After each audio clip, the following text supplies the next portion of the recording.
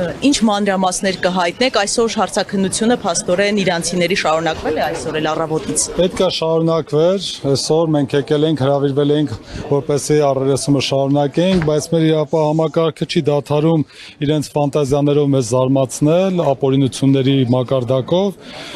Առերեսումը սկսելուց առաջ որոշեցին, որ ինձ որպես Գագիկ Ծառուկյանի պաշտպան հեռացնում են վարույթից, այսինքն թույլ չեն տալիս, որ հանդիսանամ Գագիկ Ծառուկյանի պաշտպանը,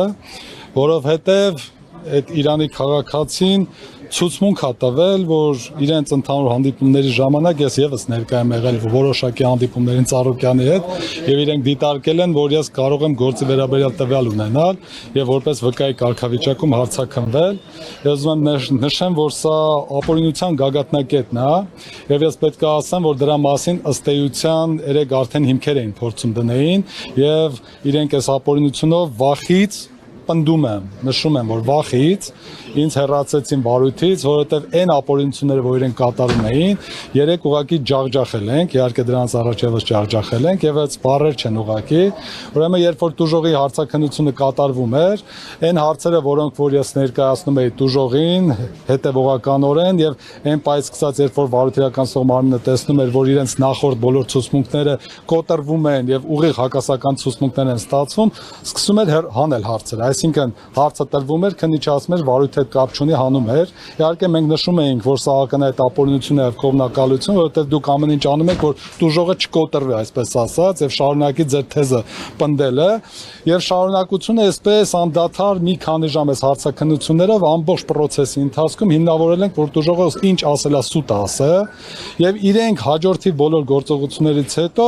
արդեն հասկանալով, որ այսօր նույն կերպ պետք է շարունակեմ իմ հարցաքննությունը, որոշեցին, որ ինձ վարույթից հեռացնեն, նորից եմ ասում, ամեն ինչ անում են, որ գոնե նշույլ պահեն մեղադրանքի, որ ցույց տան իբր թե հիմնավորումներ ունեն, բայց ես վստահեցնում եմ, որ մենք կոնկրետ ապացույցներ ենք ներկայացրել եւ դեռևս ունենք անհերքելի ապացույցներ, որոնք կներկայացնենք եւ կհիմնավորենք, որ ինչ ասել է իրանական կողմի տուժողները, բոլորը ամբողջությամբ սուտ են եւ արդյունականացող մարմիններ գիտի դրա մասին, քննչական եւ դատախազական մարմինները, բայց չեն ուզում տեսնել։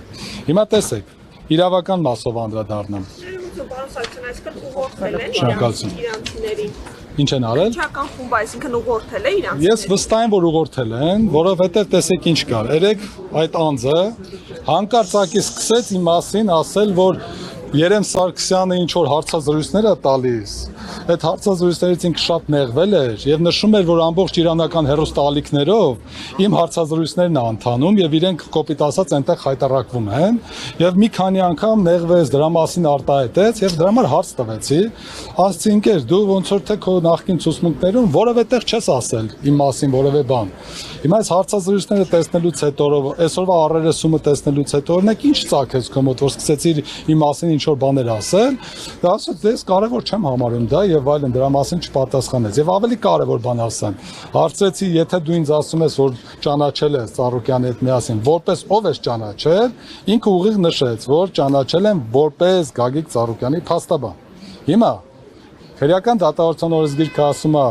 չի կարող որպես վկա հարցաքննվել փաստաբանը կապված իր կողմից որպես փաստաբան մատուցող ծառայությունների հետ։ Հիմա Տուժողը նույնիսկ իրենք այդքանը չեն պայմել, չեն հասցրել սովորացնել։ Ես կանխեցի հենց առերեսման ժամանակ այդ հարցը տվեցի, որովհետև տեսա ուր են տանում։ Ես տեսա, որ ուզում են հիմքեր նախապատրաստեն ինձ վարույթից հեռացնելու համար, որովհետև շատ եմ խանգարում իրենց այս ապօրինությունները բացահայտելով։ Որոշեցին, որ հիմքեր ստեղծեն եւ վստահ եմ, որ նույնիսկ գուցե սովորացել են կամ գուցե հենց ինքը տեսնելով, որ եսի նաեւ իրեն համար ոչ բարենպաստ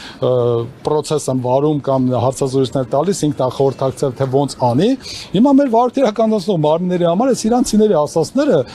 վերին աստիճանի ճշմարտություն են, դատարկ խոսքերը, որը ոչ մի հիմնավորում չունեն։ Այն փաստարկները, որ մենք ենք ներկայացնում, իրենց համար կարծեք թե sense չեն էլ տեսնում, չեն էլ լսում։ Հիմա տեսեք ինչ են ասում են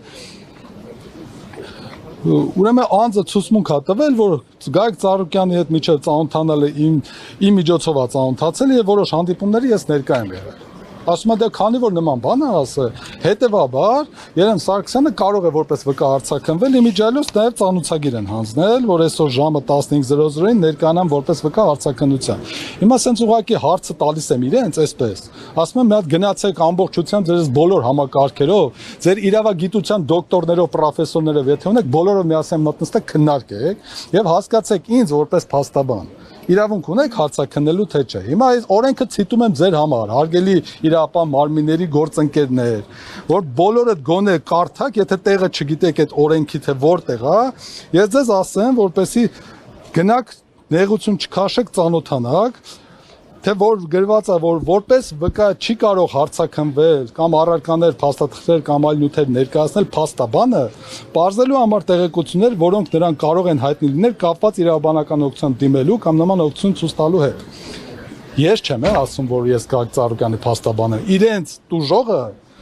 առերեսման ժամանակ իմ հարցին, ընդ որում նորից եմ ասում, ես գիտեի, որ իրենք այս process-ը հատուկ են անում, ես այդ հարցը տվեցի կանխելու համար, իրենք չհասցրեցին տուժողին սովորացնեն, որովհետև հիմա վստահ եմ, հեսա հաջորդիվ ցուցմունքներով կսովորացնեն, որ ինչ որ այլ բաներ ասի, բայց այդ պայդրությամբ, երբ որ հարցը տվեցի, դու ինձ որպես ով ես ճանաչել, ինքը նշեց որպես Հայաստանի լավագույն փաստաբաններից մեկը եւ որպես Գագիկ Ծառուկյանի փաստաբան։ Հիմա եթե այդ անձի ասածով ես փաստաբանն եմ եղել, այսինքն դուք չեք տեսնում, որ ես փաստաբան եմ, ուզում եք ինձ հարցաքննեք, այսինքն ես գամ անձին իրավաբանական օգնություն ցույց տամ, հետո ինձ կանչեք հարցաքննեք, ասեք, հələ արի ասա, հետո իրավաբանական օգնություն ցույց տալու ժամանակ ինչ ես խոսել, բա օրենքի ամբողջ իմաստն է, ինչի՞ է մեզ նման արտոնություն տվել, որ փաստաբանը չհարցաքննվի, որպեսզի այդ փաստաբանական գաղտնիքը կարողանանք պահենք, այսինքն իմ վստահորդը ինչ ինձ հարցրել է, ես ինչ խորհուրդ տվել եմ, ինչ process եղել է, այդ ամեն ինչը մտնում է փաստաբանական ծառայությունների մեջ։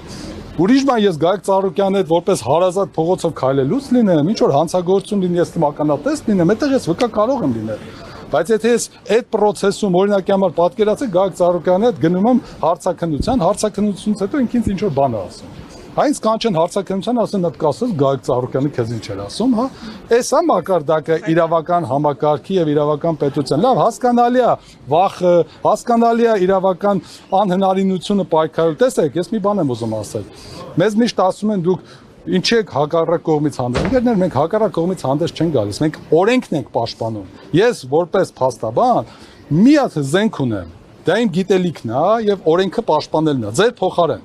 Եթե դուք ունեք հնարավորություն օրենքը պաշտպանելու, ուրեմն ես անզեն եմ դառնում։ Եթե դուք օրենքով եք գործում, ես անզեն եմ դառնում։ Բայց երբ որ դուք ապօրինություններ եք անում, ես դրա մասին բարձրաձայնելու եմ, դրանք հիմնավորելու եմ, հակառակը հաստատելու եմ, ու դուք էլ պետքա դրա հետ հաշվի նստեք։ Եթե վախենում եք, որ բոլորը բացահայտվում է, անկախ դրանից, ես հիմա այս գործով, եթե Գագիկ Ծառուկյանի պաշտպան, իհարկե սա բողոքարկելու եմ դատախազին, հետո դատարան, մենք վստահ ենք, որ այս ամեն ինչ չի կարող ասենք, այս խայտարակությունը մնա ուժի մեջ, էլի, ասենք նույնիսկ նպատակը մենակ մի բան կարա լինի, չէ, ինձ հեռացնել, որ ես չխանգարը։ Բայց դա չի նշանակում, որ մնացած վարույթներով ես չեմ կարողանալու ներկայացնել Գագիկ Ծառուկյանին։ Այն բոլոր հանցագործությունները, որ միջև հիմա կատարել են, այդ բոլորով ես հիմա գնալու եմ անմիջապես շարունակեմ մասնակցությունը եւ այդ խայտարակությունները միջև վերջ հիմնավորելու եմ այս ապօրինությունները։